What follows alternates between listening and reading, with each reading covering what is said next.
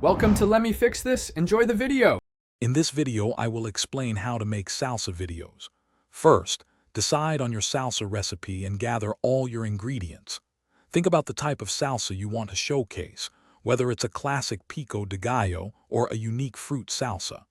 Ensure your workspace is clean and organized, and have all your cutting boards, knives, and bowls ready.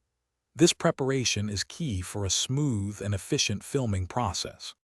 Next, focus on your filming techniques. Natural light is often best, so try to film near a window. If that's not possible, use soft, diffused artificial lights to avoid harsh shadows. Capture close-ups of chopping and mixing, and wide shots of the overall process. A stable camera is crucial for professional-looking footage, so use a tripod or prop your phone securely.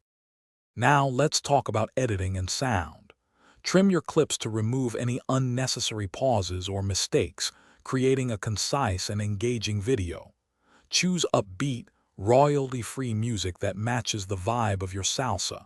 If you're speaking, make sure your voice is clear and audible, free from background noise.